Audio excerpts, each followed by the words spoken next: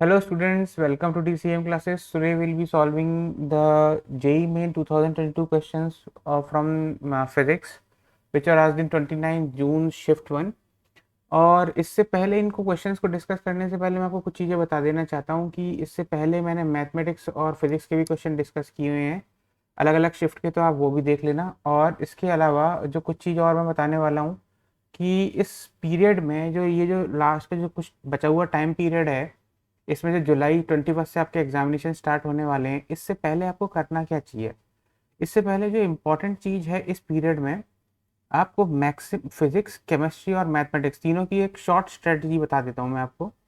Physics mathematics के लिए तो आप 2022 के क्वेश्चंस, 21 के क्वेश्चंस, 19 के क्वेश्चन, 20 के क्वेश्चंस करते रहो, वो ठीक है ना। आपने कर लिया और अपने अपने मॉक टेस्ट देते रहो, जो भी आपके इंस्टीट्यूट्स में हो रहे हैं, जो भी आप करते हो वो देते रहो और पेपर को एनालाइज करते रहो, मॉक टेस्ट को एनालाइज करते रहो, अपने आप को इम्प्रूव करते रहो। इम्प्रूवमेंट भी थ्रू क्वेश्चंस होना चाहिए, है ना। मतलब कि आप किसी टॉपिक में वीक फील कर रहे हो तो आप उस पर्टिकुलर टॉपिक में आप ज़्यादा क्वेश्चंस प्रैक्टिस कर लो, इंपॉर्टेंट क्वेश्चंस प्रैक्टिस कर लो, है ना। तो जिससे कि अपने आप को स्ट्रांग कर लो। ऐसे ऐसे पर मेजर फोकस जो फिजिक्स मैथमेटिक्स में होना चाहिए, वो आपका होना चाहिए इन प्रॉब्लम सॉल्विंग। क्योंकि एक बार को अगर आप फॉर्मूले भी नहीं रिवाइज करते हो तो भी चलेगा, क्योंकि जब आप फॉर्मूले नहीं रिवाइज कर रहे हो फिजिक्स प्रॉब्लम्स और वो प्रॉब्लम्स खुद से सॉल्व कर रहे हो, तो प्रॉब्लम सॉल्व करने में आप फॉर्मूला यूज करोगे, कॉन्सेप्ट यूज करोगे, तभी तो सॉल्व कर पाओगे ना।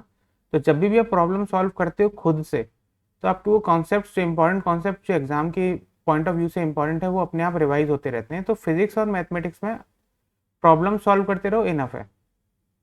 अब आते हैं केमिस्ट्री पर।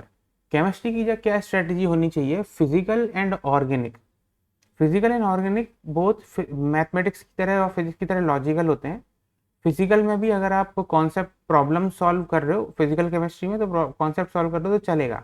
प्रॉब्लम्स ही सॉल्व करते रहो, अपने आप कॉन्सेप्ट रिवाइज होते जाएंगे, कॉन्सेप्ट रिवाइज करने की जरूरत नहीं है।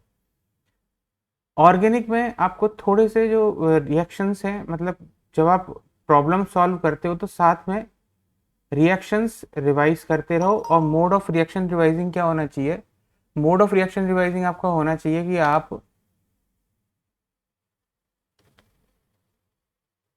मैकेनिज्म्स, हर एक जो रिएक्शन रिवाइज कर रहे हो उसका मैकेनिज्म खुद लिख के देख रहे हो। उससे क्या होता है कि मैकेनिज्म जब खुद लिख के देखते हो ना, तो आपको पता चलता है कि एक्चुअली में इसका आउटपुट क्यों बन रहा है, कैसे बन रहा है। तो वो वाली चीज जो होती है ना, वो वाली चीज आपकी एक्चुअल एग्जामिनेशन में जो क्वेश्चन पूछे जाते हैं, रैंडम क्वेश्चन पूछे जाते हैं कि एक रिएक्टेंट है, उससे कुछ चीज रिएक्ट कर रही है in presence of some reagent, तो आउटपुट क्या बन रहा है। तो जब आप खुद मैकेनिज्म बनाओगे ना रिएक्शंस के, रिएक्शंस को याद तो करो ही, याद करो ही कि नेम रिएक्शंस क्या क्या होते हैं, रिएक्शन से क्या बनता है, वो तो याद करो। लेकिन उस वो ऐसा क्यों कर रहा है, उसका जो मैकेनिज्म है वो भी खुद लिखने की प्रैक्टिस करो, कि खुद सोच के कि इसका रिएक्टेंट का इससे हम इस रिएजेंट को रिएक्ट करेंगे तो ऐसा आउटपुट क्यों बन रहा है भाई। मतलब ड्राइंग खुद मैकेनिज्म। तो इससे आपकी ऑर्गेनिक स्ट्रांग हो जाएगी। और इनऑर्गेनिक के लिए आपको इनऑर्गेनिक के जो भी नोट्स आपके पास है, स्पेशली एनसीईआरटी, एनसीईआरटी आपको पूरा रिवाइज करना है, पूरा रिवाइज करते रहिए एनसीईआरटी। और आपके पास जो भी आपने कोचिंग इंस्टीट्यूट से नोट्स मिले हुए हैं, जो भी जो जिसको भी सो कॉल्ड जो इंपॉर्टेंट बोलते हैं आपके कोचिंग के सर या फिर मैडम, तो उसको आप रिवाइज करते रहिए और एनसीईआरटी रिवाइज करते रहिए। और साथ में जो क्वेश्चन बैंक जो आपको दी हुई है, क्वेश्चन बैंक्स, वो रिवाइज करते रहिए, वो क्वेश्चन करते रहिए। तो ये है इनऑर्गेनिक की मतलब कहने का मतलब इन शॉर्ट, इनऑर्गेनिक में आपको डेली डेली 1 और 2 आवर 2 आवर रखिए। इनऑर्गेनिक डेली 2 आवर रिवाइज करते रहो फैक्ट्स विद क्वेश्चन सॉल्विंग। ये क्वेश्चन सॉल्विंग भी बिल्कुल फैक्ट की तरह ही होते हैं, ज़्यादा टाइम नहीं लगता। और इन ऑर्गेनिक के लिए रिएक्शन याद कर रहे हो तो आप रिएक्शन मैकेनिज्म लिख के रिएक्शन का आउटपुट, ऑर्गेनिक आपको ऐसे रिवाइज करनी है कि रिएक्शन का आउटपुट खुद प्रिडिक्ट करना है। और फिजिकल मैथमेटिक्स एंड फिजिक्स को आप सिर्फ प्रॉब्लम सॉल्व करो, आपका वो रिवाइज हो जाएगा। ये स्ट्रैटेजी होनी चाहिए अगर आपको मैक्सिमम मार्क्स स्कोर करने हैं तो। और बाकी अपने जो टेस्ट पेपर्स हैं, वो टेस्ट जो मॉक टेस्ट दे रहे हो आप उनको देते रहो, उसमें जो वीकनेस है उसको स्ट्रॉन्ग करते रहो, काम खत्म। बस ये स्ट्रैटेजी है आपकी लास्ट की, और ये आपको मैक्सिमम मार्क्स दिलाएगी। अब चलते हैं क्वेश्चन पेपर सॉल्विंग पे। ये क्वेश्चंस हैं, ये क्वेश्चंस इंपॉर्टेंट है, इसलिए मैं सॉल्व कर रहा हूँ। तो ये क्वेश्चंस क्या है, ये पहला क्वेश्चन है 29 जून शिफ्ट 1 में पूछा गया था। Two balls A and B are placed at the top of a 180 meter tall tower. ये 180 मीटर टॉल टावर है। Ball A is release from the top, ये बॉल ए है, at time t equal to 0। Ball B is thrown vertically down with the initial velocity u at t is equal to 2 seconds. After a certain time, both ball meet at 100 meter above the ground. यहाँ 100 metre above the ground पे दोनों meet करते हैं। Find the value of u in meter per second. g 10 metre पर second square दिया हुआ है। अब यहाँ पर जो मैं देख पा रहा हूँ, यहाँ पर एक चीज़ तो मुझे यहाँ पर कंफर्म हो चुकी है कि ये वाला जो डिस्टेंस है, ये डिस्टेंस 80 मीटर होना चाहिए। ठीक है, अब अगर मैं ए के लिए इक्वेशन बनाता हूँ तो 80 मीटर अगर ये मीट करते हैं 100 मीटर पे, तो 80 is equal to half into g into t square, है ना। तो यहाँ पर ये क्या हो गया, जी की वैल्यू 10 है तो टी की वैल्यू 4 हो जाएगी, 4 सेकेंड। ठीक, अब यहाँ पर जो सेकेंड पार्टिकल जो है बी, इसके लिए मैं इक्वेशन बनाता हूँ। फॉर बी के लिए अगर मैं इक्वेशन बनाऊंगा तो 80 meter is equal to u into t minus two plus half into g into t minus two whole square. T 2 second, t okay okay okay t minus two है, after t second मिल रहे हैं। तो यहाँ पर क्या होगा कि 80 is equal to u into two, 4 minus two is 2 plus half into g into two square. तो यहाँ पे 80 क्या हो गया, 80 is equal to 2u plus 5 into 4 20, यानी कि 60/2 u is equal to 30 meter per second. तो आपका जो आंसर होना चाहिए वो 30 मीटर पर सेकेंड होना चाहिए। ये क्वेश्चन तो बड़ा ही ईजी है। फिजिक्स के जो क्वेश्चंस होते हैं ना, इतने ईजी होते हैं कि मैं क्या बताऊँ। फिजिक्स बहुत ईजी टॉपिक है ये, मतलब जेईई मेन में सबसे ईजीएस्ट पूछा जाता है, सबसे स्कोर करना बहुत आसान होता है। अब चलते हैं नेक्स्ट क्वेश्चन पर। The next question is a body of mass m at rest. This is capital M, जो कि मास कैपिटल M में दिया हुआ है। एक्सप्लोड्स इनटू 3 पीसेस, 3 पीसेस में एक्सप्लोड हो गई है इन द रेशियो ऑफ 1:1:2। ये 1m, इसको आप 1m बोल दो, और ये हो गया आपका 2m। Two small pieces, smaller pieces, जो कि स्मॉलर पीसेस मैंने बोला है, fly off perpendicular to each other with velocity of 30 meter per second and 40 meter per second. ये मान लो आप कि ये 30 मीटर पर सेकेंड से जा रहा है और ये 40 मीटर पर सेकेंड से जा रहा है respectively. The velocity of the third piece will be, ये वेलोसिटी क्या होगी।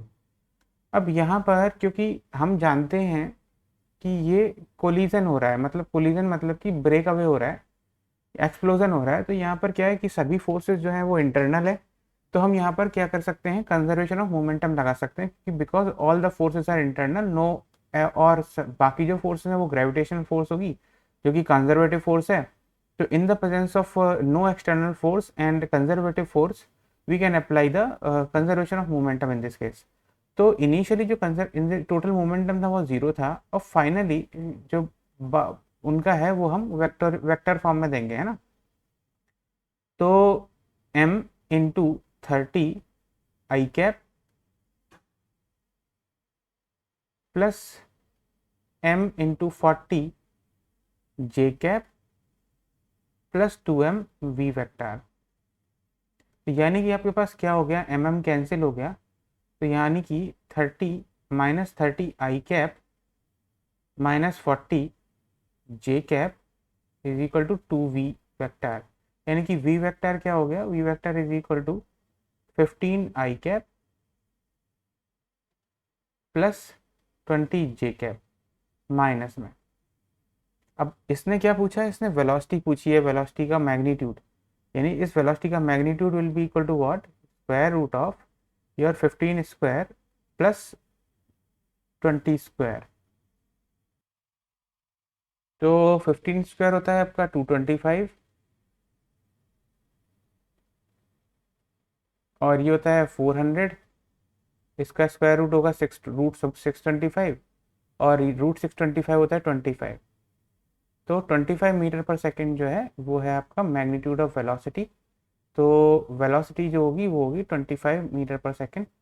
ये आपका आंसर होना चाहिए, this is B. Again very easy question, बहुत बहुत हलवा हलवा क्वेश्चन आ रहे हैं, इनको करने में हमें बहुत मज़ा आ रहा है। अब चलते हैं नेक्स्ट क्वेश्चन पर।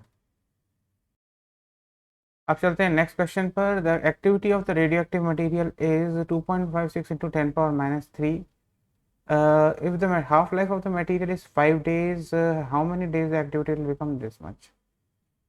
अच्छा, ये भी क्वेश्चन देखने में तो मुझे इजी लग रहा है। अब देखते हैं, कर लेते हैं, इसको करके देखते हैं। एक्टिविटी का जो फॉर्मूला होता है वो ये होता है, A activity is equal to A naught into E power minus lambda T.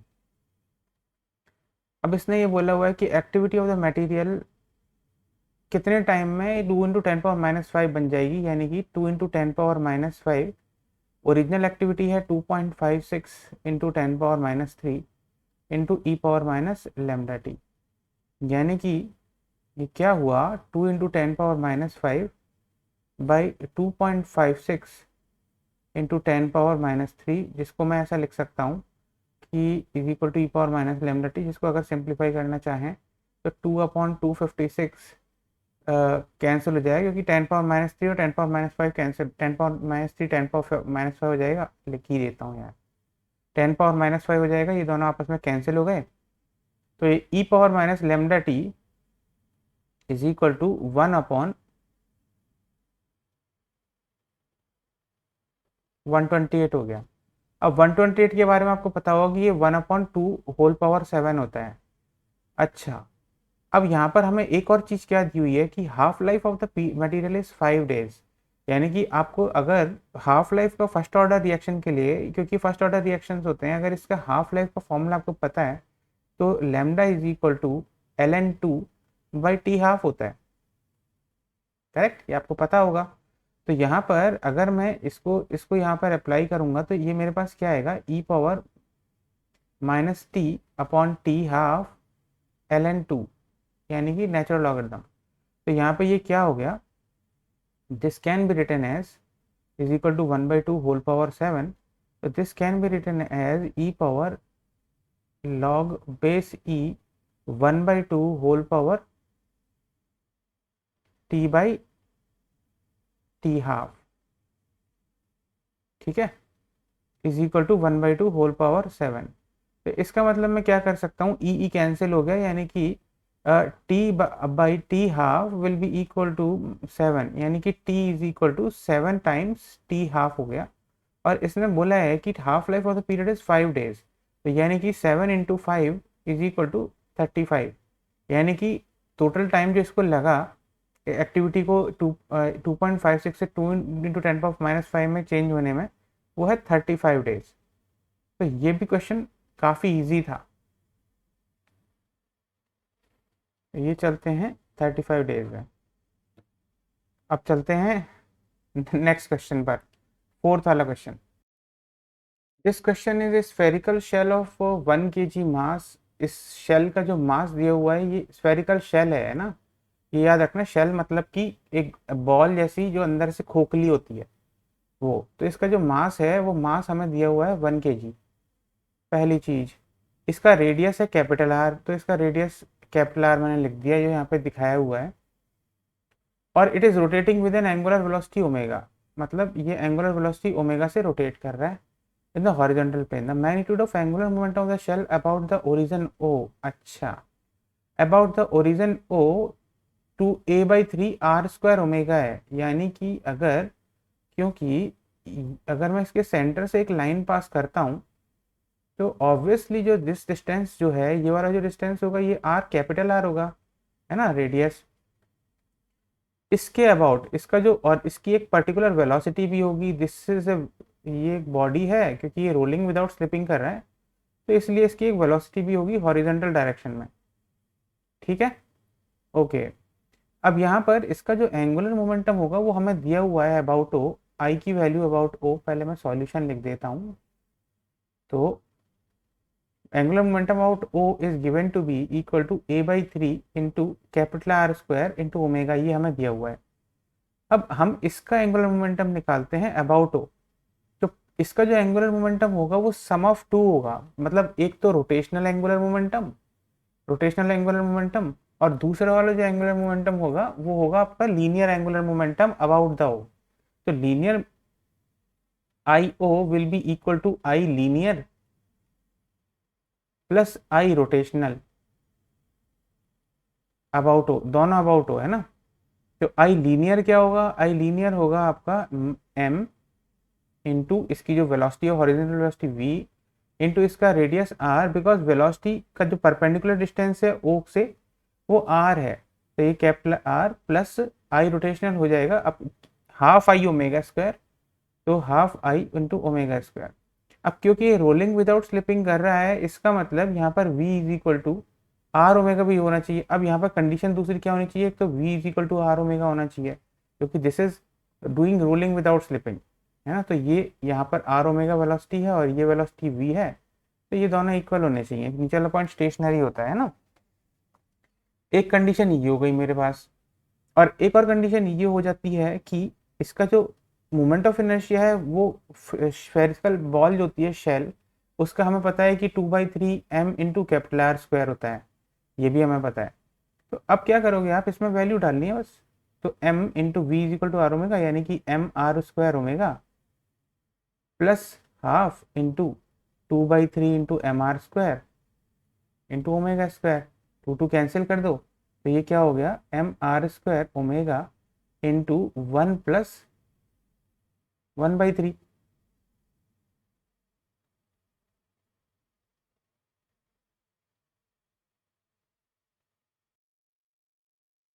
और ये मैंने यहाँ पर जल्दीबाजी में ये काइनेटिक एनर्जी लिख दी यहाँ पर, तो ये तो यार गलत हो गया। ये आई ओमेगा होता है ना रोटेशनल एंगुलर मोमेंटम, तो कितनी बड़ी मिस्टेक हो गई। तो ये एम आर स्क्वायर ओमेगा, तो ये हो गया आपका एम वी आर, और ये एम आर स्क्वायर ओमेगा हो गया, और I is 2/3 M are square into omega. अब इसको आप क्या करोगे, आर स्क्वायर इंटू ओमेगा बाहर आ जाएगा, 2/3 into m are square, m भी बाहर निकाल लो तो 2/3 प्लस 1 हो जाएगा ये, तो ये क्या हो गया m are square omega into 5/3, तो यानी कि 5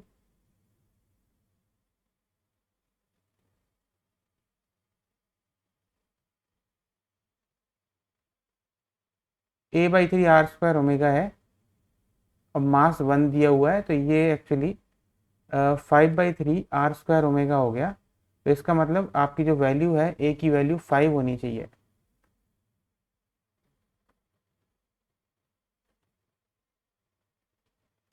तो ये सॉल्व हो चुका है, अब चलते हैं नेक्स्ट क्वेश्चन पर।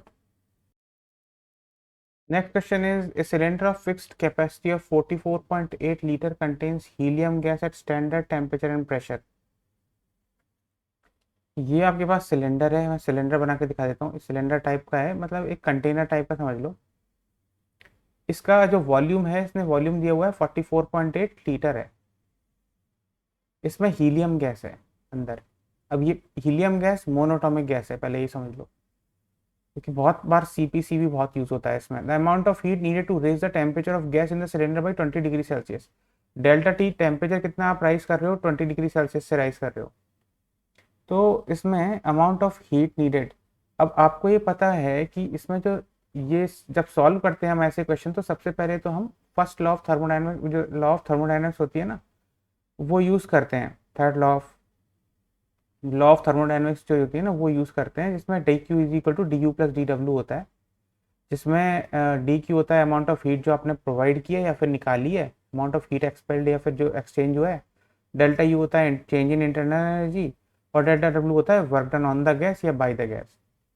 अब यहाँ पर क्या होता है डेल्टा क्यू, अब पहली बात तो ये देखने की है कि जो डेल्टा डब्ल्यू होगा वो जीरो होगा। वाई, क्योंकि volume of the gas unchange है। जितना 44.8 लीटर ऑफ गैस जो इनिशियली था हीलियम का, वो अभी भी है टेम्परेचर रेस करने के बाद भी, मतलब वॉल्यूम में तो कोई चेंज नहीं आया। तो इसीलिए जो डेल्टा डब्ल्यू है वो जीरो हो जाएगा। तो ठीक है, अब ठीक है। अब तो इसका मतलब जो डेल्टा क्यू हो जाएगा वो सिर्फ इक्वल टू डेल्टा यू होगा, और डेल्टा यू की वैल्यू हमें पता होता है कि ये होता है n C we delta t. हमेशा कोई भी प्रोसेस हो, इंटरनल एनर्जी जो होती है वो सिर्फ उसकी वैल्यू हमेशा N C we delta T ही रहती है। और यहाँ पर क्योंकि ये मोनोएटॉमिक गैस है, तो सी वी की वैल्यू जो होगी वो 3R/2 होनी चाहिए। Cp की वैल्यू 5r/2 होती है, Cv की वैल्यू 3r/2 होती है मोनोटोमिक गैस के लिए। डायटोमिक गैस के लिए 5r/2 Cv और 7r/2 Cp। ओके, तो मोनोटोमिक गैस के लिए 3r/2 हो गई। यहाँ पे मैं लिख देता हूँ मोनोटोमिक गैस, जैसे कि आप जब देखो तो आप कंफ्यूज ना हो। अब यहाँ पर n into 3r/2 into delta T is 20 degree Celsius. अब यहाँ पर एक और चीज इंपॉर्टेंट देखने की क्या है कि यहाँ पर हमें जो गैस दी हुई है वो 40, उसका वॉल्यूम 44.8 लीटर दिया हुआ है। आपको ये पता होगा कि 1 mole of any gas, 1 mole of any gas occupies, बहुत डिटेल सॉल्यूशन दे रहा हूँ, 22.4 लीटर ऑफ वॉल्यूम। ठीक है ना, इसलिए आपको थोड़ा सा टाइम लग सकता है क्योंकि मैं बहुत डिटेल में दे रहा हूँ, जिससे कि जिस अगर 11th के बच्चे भी इसको देख रहे हैं तो वो भी समझ पाए, क्योंकि 11th के बच्चे जो अभी प्रिपरेशन मोड में है वो भी अगर देख रहे होंगे तो वो भी समझ पाए। इसलिए तो 1 मोल 22.4, तो इसका मतलब यहाँ पे 44.8 है। तो यानी कि तो ये क्या होगा तुम्हारे पास, ये 44.8 कौन ऑक्यूपाई करेगा, 2 मोल्स ऑफ गैस ऑक्यूपाई करेंगे। तो यानी कि आपके पास गैस कितने मोल के, मोल कितने हैं, 2 हैं। तो यहाँ पे n की वैल्यू क्या हो गई, 2 हो गई, यानी कि 2 into 3r/2 into 20 degree Celsius. तो यहाँ पर 2 कैंसिल हो गया, यानी कि 3 इंटू 8.3 इंटू 20। तो इसकी वैल्यू आपको कैलकुलेट करनी है, जैसे विच इज 6 इंटू 83, और इसकी वैल्यू कैलकुलेट करो।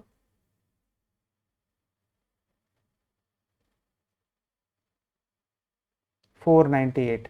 तो ये हो गया आपका 498 जूल। तो आपका जो डेल्टा क्यू है वो 498 जूल जूल है, which is your C option. तो ये क्वेश्चन आपका सॉल्व हो चुका है ना। अब चलते हैं नेक्स्ट क्वेश्चन पर। Question is a wire of length L is hanging from a fixed support. ये ऊपर एक फिक्स्ड सपोर्ट है। Its length changes to L1 and L2। मतलब इसकी वायर की जो इनिशियल लेंथ जो दी हुई है हमें वो L थी। अब इसकी जो लेंथ है ना ये चेंज हो रही है, मतलब कैसे, इसकी जो अब जो लेंथ चेंज हो गई वो हो गई L1, और इसके बाद जो लेंथ चेंज हुई है वो बन गई है L2।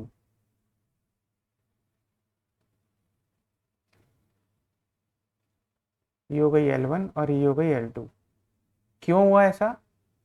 when masses of 1 kg and 2 kg are suspended respectively from an end। ये 1 kg मास है और ये 2 kg मास है। The value of L is equal to, अब यहाँ पर ना, यहाँ पर क्या है, जब इस क्वेश्चन को आप देखोगे तो यहाँ पर आपको सिर्फ एक फॉर्मूला पता होना चाहिए। अब वो फॉर्मूला क्या होता है कि force is equal to Y A delta L upon L. इसमें y क्या है, y is Young modulus, Young's modulus. Young modulus is equal to stress upon strain होता है। अब यहाँ पर मैं आपको बताऊंगा तो ये पूरा ही वो हो जाएगा, स्ट्रेस अपॉन स्ट्रेन। स्ट्रेस है फोर्स बाई एरिया, स्ट्रेन है डेल्टा एल बाई एल, तो उससे फॉर्मूला आता है। अब यहाँ पर क्या है कि पहले वाले केस में तो इसके में कोई भी लेंथ कोई भी फोर्स नहीं लग रही। अब दूसरे वाले केस में क्या हुआ है कि जो फोर्स है द पहले 1 ब्लॉक क्या होता है कि जो F की वैल्यू है वो हो जाती है आपकी G, 1G। mg होती है, क्योंकि M1 है तो ये उसके बाद 1G हो जाएगा, यानी कि G हो जाएगा। अब यानी कि यहाँ पर क्या हुआ, G is equal to Y A है इसका area of cross section rod का, और चेंज इन लेंथ कितनी हुई है, जब 1 kg ब्लॉक आपने डाला है तो वो हुई है L1 minus L upon original length. तो ये पहली इक्वेशन हो गई आपकी। अब जब आपने दूसरे केस किया, जब 2 kg ब्लॉक अगर आपने यहाँ पर रखा तो उसके केस में फोर्स क्या हो गई, वो हो गई वो mg है, which is equal to 2g। मैं यहाँ पर एक बार दिखा ही देता हूँ आपको फोर्स किस तरह से लग रही है, इससे कि आप कंफ्यूज ना हो। ये हो गया आपका 1g फोर्स, और सिमिलरली यहाँ पर जो ये जो फोर्स लगा रहा है ये 2 kg फोर्स लगा रहा है, 2g फोर्स। ठीक है, तो यहाँ पर 2g force is equal to Y A into delta L क्या है, अब ये L2 माइनस एल हो गया बाई एल अपॉन एल। तो ये वाली चीज हो गई। अब ये आपको दो इक्वेशन से आपको L और L1 L2 में रिलेशन निकालना है। तो यहाँ पर आपके पास एक्चुअली में हुआ क्या, आप वन अगर इसको 2/1 भी करोगे, 2/1 सेकेंड इक्वेशन में फर्स्ट इक्वेशन जब करोगे तो आपके पास क्या आएगा, 2 = L2 minus L upon L1 minus L, ये आएगा। यानी कि 2L1 minus 2L is equal to L2 minus L लिख सकता हूँ मैं। तो 2L1 minus L2 upon 3 will be equal to upon 3, क्यों, 2L1 minus L is equal to L आएगा, 2L1 minus L2 is equal to L आ जाएगा। तो यहाँ पर आपका जो सी ऑप्शन होना चाहिए वो करेक्ट आंसर होना चाहिए। तो ये आंसर हो गया है और ये बहुत ही इजी क्वेश्चन था, बस मैंने आपको समझाने के लिए डायग्राम बनाया है। ओके, तो अब चलते हैं सेवन्थ वाले क्वेश्चन पर।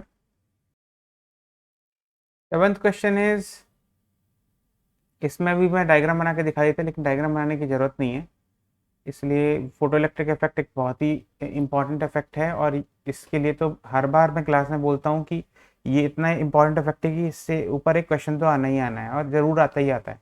यहाँ भी आ गया असर्शन और रीजन के फॉर्म में। बहुत इजी क्वेश्चन है। The photoelectric effect does not take place is the energy of incident radiation is less than the work function of the material. अब इसमें आपको क्या पता है कि इसमें जो बेसिक इक्वेशन होती है वो एच न्यू मतलब incident radiation is equal to जो वर्क फंक्शन होता है प्लस हाफ mv² मतलब energy of kinetic energy of emitted electron होती है। अभी यहाँ पर फोटो इलेक्ट्रिक इफेक्ट, जब एनर्जी ऑफ इंसिडेंस रेडिएशन ये इस वर्क फंक्शन से ही कम है तो इलेक्ट्रॉन निकलेगा क्यों। तो इसका मतलब जब h nu is less than phi naught, तो सारी मेहनत जो इंसिडेंट रेडिएशन की है वो तो वर्क फंक्शन को ही ओवरकम करने में निकल जाएगी ना। तो वर्क फंक्शन को ही ओवरकम नहीं कर पाया तो उसके पास वो इलेक्ट्रॉन के पास कहाँ से एनर्जी पहुंचेगी कि इलेक्ट्रॉन एमिट होके बाहर निकल जाए। तो इसका मतलब ये तो बिल्कुल सही है, असर्शन इज एकदम ट्रू। रीजन देखते हैं, the kinetic energy of photoelectron is zero if the energy of incident radiation is equal to the work function of metal. हाँ, ये भी करेक्ट है। अगर मैंने यहाँ पे बोल दिया कि h nu is equal to phi naught, तो इसके केस में क्या होगा कि h nu is equal to phi naught, यानी कि phi naught is equal to phi naught plus half mv²। तो इसके केस में क्या होगा कि ये जो वेलोसिटी जो काइनेटिक एनर्जी है, ये हाफ mv² जो काइनेटिक एनर्जी होती है, दिस इज एब्सोल्युटली जीरो। तो इट इज जीरो। तो यहाँ पर ये भी करेक्ट है, लेकिन तो ए हो सकता है और, लेकिन ये जो सेकंड है ये इसका करेक्ट एक्सप्लेनेशन नहीं है, बिकॉज ये एक्चुअली जो इसका एक्सप्लेनेशन होना चाहिए था वो इसकी क्वांटम लेवल पे होना चाहिए था, मतलब एटॉमिक लेवल पे अगर इसको एक्सप्लेन किया जाता तो ठीक था। लेकिन ये इसकी एक्सप्लेनेशन नहीं है, करेक्ट एक्सप्लेनेशन, क्योंकि यहाँ पर तो एच न्यू को फाई नॉट के इक्वल रखा गया है। इसका मतलब ये थोड़ी ना कि आप ये भी एक्सप्लेन कर देगा कि कम होती तो क्या होता। तो रीजन जो है और असर्शन दोनों करेक्ट हैं, लेकिन रीजन करेक्ट एक्सप्लेनेशन नहीं है एक का, तो इसलिए मैं यहाँ पर बी ऑप्शन टिक करूंगा। पर यहाँ पर क्या है ना, यहाँ पर बच्चों को कंफ्यूजन होगा कि मैं बी टिक करूँ या ए टिक करूँ। तो यहाँ पर गलती होना बहुत पॉसिबल है, कुछ बच्चों ने ए भी टिक किया है जैसे जिनको मैं जानता हूँ। तो ए और बी में कंफ्यूजन हो सकता है, लेकिन इसका करेक्ट आंसर बी होना चाहिए। अब चलते हैं नेक्स्ट क्वेश्चन पर। Question is, a particle of mass 500 gram is moving in a straight line with the velocity इतना। तो पहले तो मैं वेलोसिटी लिख लेता हूँ। यहाँ पे वेलोसिटी क्या है, वेलोसिटी मुझे गिवन है b into x power 5/2। The work done by the net force during the displacement from x is equal to 0 to x is equal to 4। एक और चीज बोल रहा है कि ये सिर्फ x के डायरेक्शन में मूव कर रहा है, b की वैल्यू दी हुई है। अब देखो यहाँ पर वर्क डन तो होता है फोर्स इंटू डिस्प्लेसमेंट, तो फोर्स तो मुझे दी नहीं हुई है, डिस्प्लेसमेंट दिया हुआ है। फोर्स होती तो मैं एफ डॉट डी एक्स का इंटीग्रल कर लेता, पर फोर्स नहीं दी हुई, तो इसका मतलब मुझे यहाँ पर क्या करना पड़ेगा, मुझे यहाँ पर वर्क एनर्जी थ्योरम यूज करनी पड़ेगी। अब वर्क एनर्जी थ्योरम क्या कहती है, वर्क एनर्जी थ्योरम बोलती है कि तो total work done is equal to change in kinetic energy, यानी कि kinetic energy final minus kinetic energy initial. अब यहाँ पर क्या है कि काइनेटिक एनर्जी फाइनल क्या होगा, हाफ इंटू मास कितना दिया हुआ है 500 ग्राम, जिसको मैं केजी में बदल दूंगा। तो इनटू वी स्क्वायर, मतलब 4 मीटर पर जो वेलोसिटी होगी वो होगी बी इंटू 4 पावर 5/2 इसका whole square minus half into 500/2/1000 into at x is equal to 0, जो मेरी वेलोसिटी होगी वो B into 0 power 5/2 whole square होगी। तो ये तो 0 हो गया। तो जो डेल्टा डब्ल्यू जो हुआ, डेल्टा डब्ल्यू वर्क डन जो हुआ मेरा, वो क्या हुआ, half into B square into 4 power 5। अब बी की वैल्यू क्या है मेरी, 1/4 इंटू बी की वैल्यू 25 स्क्वायर, यानी कि 5 पावर 4, 25 इंटू 25/100 इंटू 4 पावर 5।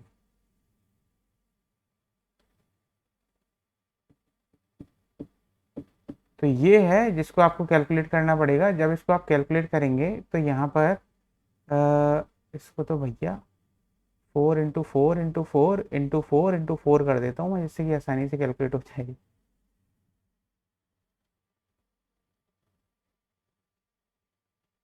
ये 25 हो गया और ये 4 भी 25 हो गया। 25 कैंसिल हो गए, 16 आ गया, यानी कि जो वर्क डन हो गया वो आपका 16 जूल हो गया। तो आपका जो आंसर होना चाहिए ये 16 जूल होना चाहिए। तो this is your correct answer and this is your solution. तो 8th वाला क्वेश्चन ऐसे सॉल्व होगा। इतनी इजी क्वेश्चन है। अब 9th वाले क्वेश्चन पे चलते हैं। The next 9th question is, a charged particle moves along the circular path in a uniform magnetic field in a cyclotron. The kinetic energy of the charged particle increases to 4 times its initial value. What will be the ratio of new radius to the original radius of the circular path of the charged particle? अच्छा, हम ये तो आप लोगों को पहले से ही पता होगा कि जो 11th के जो बच्चे हैं जो देख रहे हैं उनको ये समझ में नहीं आएगा, क्योंकि ये चैप्टर, ये एक्चुअली में ये क्वेश्चन मैग्नेटिज्म का है, मूविंग चार्जेस एंड मैग्नेटिज्म का। उन्होंने अगर पढ़ लिया है, 12th में पढ़ा आता है ये, 12th के टर्म 1 में आता है ये। तो इसमें जब भी एक चार्ज पार्टिकल मूव करता है तो मैग्नेटिक फील्ड के परपेंडिकुलर में, तो इसका जो मोशन होता है वो सर्कुलर होता है। क्यों होता है ये डिटेल में आएगा, क्यों होता है, क्योंकि इसके ऊपर एक फोर्स लगती है, R is equal to mv/bq। R वो bqv फोर्स लगती है और वो इक्वल टू mv²/r होती है, क्योंकि ये सर्कुलर मोशन कर रहा है। अब यहाँ पर क्या होता है कि हमें यहाँ पर ये पता होता है कि जो रेडियस जो होता है यहाँ पर जो फोर्स है वो इक्वल टू क्या है, वो bqv है, और this is equal to mv²/r because it is moving in circular motion. तो r की जो रेडीमेड वैल्यू होती है वो हमें पता होती है, this is equal to r is equal to mv/bq होता है, where m is the mass, v is the velocity, velocity of the particle, और b मैग्नेटिक फील्ड है, q इसका चार्ज है। क्लियर। तो अब यहाँ पर क्या है, इसको हम एक और फॉर्म में लिखते हैं जिसमें, क्योंकि हमें पता होता है कि half mv² is equal to kinetic energy होता है, जिसको मैं k लिख k से डिनोट कर रहा हूँ। तो अगर मैंने m से मल्टीप्लाई किया तो ये m²v² रह जाएगा, which is equal to 2km। तो यहाँ पे mv की वैल्यू जो हो जाती है वो this can be written as 2km। तो यहाँ पर क्या हुआ कि इसी रिलेशन को मैं ऐसे भी लिख सकता हूँ, this can be written as √2km/bq, जिसको हम यहाँ पर यूज करने वाले हैं। r is equal to √2km/bq है। तो यहाँ पे मास तो चेंज हो नहीं रहा, काइनेटिक एनर्जी को इंक्रीज किया जा रहा है 4 टाइम्स। तो R1 is proportional to √k, है ना। तो यहाँ पर R1 is proportional to √k, और जो दूसरी रेडियस हो गई है that is proportional to 4 times the kinetic energy. तो इसका मतलब R1/R2 जो हो गया दैट इज इक्वल टू 1/√4, यानी कि R1/R2 इज इक्वल टू, इसने पूछा है यहाँ पर new radius to the original radius, यानी कि इसने हमसे पूछा है R2/R1 का रेशियो। तो R2/R1 इज इक्वल टू 2/1 हो गया, तो ये 2:1 का रेशियो होगा। तो ये जो आपका आंसर होगा वो होगा सी। बहुत इजी क्वेश्चन था। अब चलते हैं नेक्स्ट क्वेश्चन पर। 10th क्वेश्चन है, for a series LCR circuit I versus omega is shown. 4 option दिए हुए हैं, ये हमें डायग्राम दिया हुआ है, द मोस्ट अप्रोप्रिएट आंसर पूछा गया है। अच्छा, पहले तो सीरीज एलसीआर सर्किट देख लो आप। सीरीज एलसीआर सर्किट जो होता है, उस सर्किट में अगर आपने पढ़ा है ये करंट करंट वाले चैप्टर में है, एसी करंट अल्टरनेटिंग करंट वाला जो चैप्टर है ना, उसके उसका उसके रिलेटेड है। तो वहां पर आपको पता है कि जो इम्पीडेंस होता है इसमें इम्पीडेंस की जो वैल्यू होती है, इम्पीडेंस किसे कहते हैं? इम्पीडेंस होता है आपका नेट रेसिस्टेंस। जो मतलब जब हम उस वाले चैप्टर में एसी सर्किट में, एसी वाला जो ऑल्टरनेटिंग करंट का जो चैप्टर है, उसमें हम क्या करते हैं, फेसर्स बनाते हैं। फेसर बनाते हैं और उसमें फेसर्स बनाने के बाद हम एक्चुअली वेक्टोरियली ऐड करते हैं रेसिस्टेंस को और वोल्टेज को। तो वहां पर जो हमारे पास सीरीज एलसीआर सर्किट में जो रेसिस्टेंस, अब हम रेसिस्टेंस ऑफ जो कैपेसिटर है वो होता है 1/ओमेगा सी, और रेसिस्टेंस ऑफ जो इंडक्टर होता है वो होता है omega L. Omega is the frequency of the circuit, AC circuit. तो यहाँ पर क्या होता है कि जो इम्पीडेंस होता है इसका, जब रेसिस्टेंस कैपेसिटर और इंडक्टर सीरीज में होते हैं, तो जो नेट इम्पीडेंस होता है, इम्पीडेंस मतलब रेसिस्टेंस, तो नेट रेसिस्टेंस या जिसको हम इम्पीडेंस कहते हैं, that is equal to R square plus R C minus R L whole square होता है। ठीक है। अब यहाँ पर क्या हो रहा है कि जिसको हम ऐसे भी लिख सकते हैं, z is equal to square root of R square plus 1/ओमेगा C minus omega L whole square, vice versa कर सकते हैं, इधर उधर कर सकते हैं। अब ये वाली चीज होती है। अब यहाँ पे जो करंट होता है I is equal to V naught supplied, जो आपने वी नॉट सप्लाई किया है बाई जेड, ये होता है करंट। अब यहाँ पर क्या है कि वोल्टेज तो चेंज हो नहीं रहा। अब ये ग्राफ किस तरह से चेंज हो रहा है? ग्राफ इस तरह से चेंज हो रहा है कि मान लीजिए आपने यहाँ पर क्या किया है,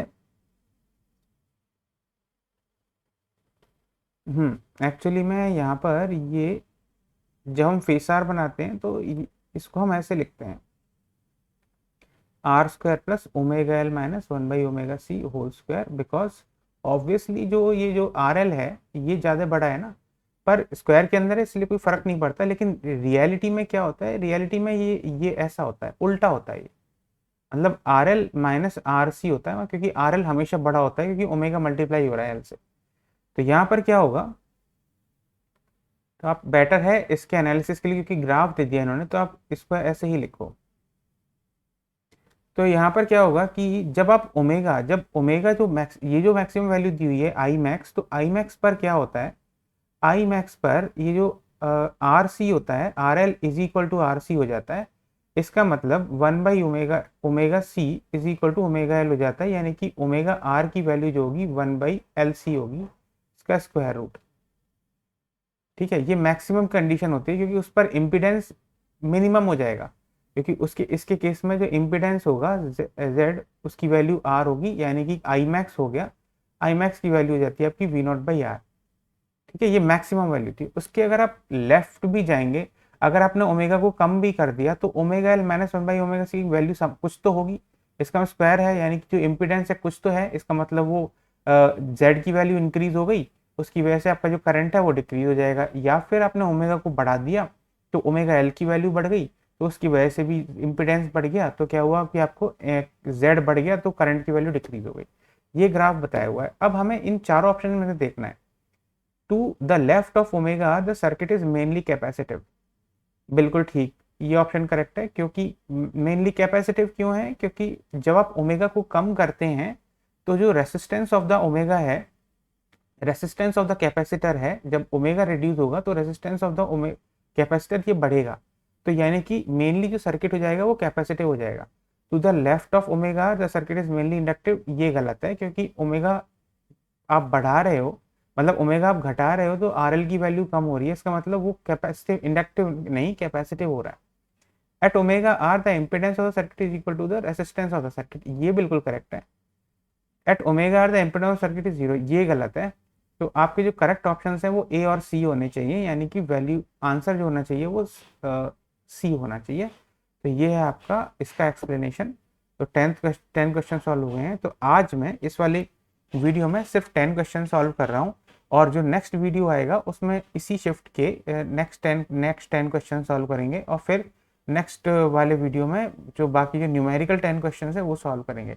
फिजिक्स का पेपर अभी तक के जो क्वेश्चन आए हैं वो इजी क्वेश्चन हैं, तो इसमें आप बहुत जल्दी स्कोर कर सकते हो। और अगर टाइमिंग देखी जाए तो 1 घंटे में इस पेपर को जिस लेवल के क्वेश्चन आए हैं इसमें, तो इस लेवल के क्वेश्चन को तो आप भाई 15 मतलब मैक्सिमम आधे घंटे या 45 मिनट के अंदर अंदर पूरे पेपर को ख़त्म कर सकते हो। ये तो मैं आपको डिटेल में एक्सप्लेन कर रहा हूँ, इसलिए आपको टाइम लग रहा होगा, क्योंकि मैं 11th के बच्चों के हिसाब से भी एक्सप्लेन कर रहा हूँ, इसलिए उनको भी सब कुछ समझ में है। ओके, तो अगर आपको कोई भी डाउट हो इससे रिलेटेड, और एक और चीज़ नोट करना कि इसके नीचे जो पीडीएफ जो मैंने जो सॉल्व किया इसका पीडीएफ में नीचे लिंक में शेयर कर दूंगा, तो आप डाउनलोड कर सकते हो। और अगर आपको कोई भी डाउट होता है या फिर कोई भी प्रिपरेशन रिलेटेड आपसे आपकी कोई भी क्वेरी है, कहीं पर भी आप स्ट्रेस बहुत ज़्यादा हो रहा है, कोई भी परेशानी हो रही है, आपको कुछ समझ में नहीं आ रहा है कि क्या करना चाहिए, तो आप फ्री हो मुझसे कांटेक्ट कर सकते हो। कांटेक्ट करके मुझे व्हाट्सएप कर सकते हो, पूछ सकते हो कि मुझे क्या करना चाहिए, या फिर मुझे कमेंट सेक्शन में लिख दो, तो मैं आपको बता दूंगा कि इस समय उसका नेक्स्ट वीडियो बना दूंगा कि क्या आपकी स्ट्रैटेजी होनी चाहिए। वैसे स्ट्रैटेजी वीडियो मैंने इससे जस्ट पहले, जब इस वीडियो के स्टार्ट होने से पहले मैंने आपको बता दिया था कि what should be your strategy for the next 20 days. तो आपके जो एग्जामिनेशन के लिए आपको फिजिक्स, केमिस्ट्री और मैथमेटिक्स में क्या क्या चीज़ें करनी है, क्या क्या चीज़ें नहीं करनी है, और अपना स्कोर किस तरह से इम्प्रूव करना है। So all the best for your upcoming examination, all the best, thank you. और अगर आपको वीडियो पसंद आए तो इस वीडियो को लाइक, शेयर और सब्सक्राइब कीजिए। All the best, thank you.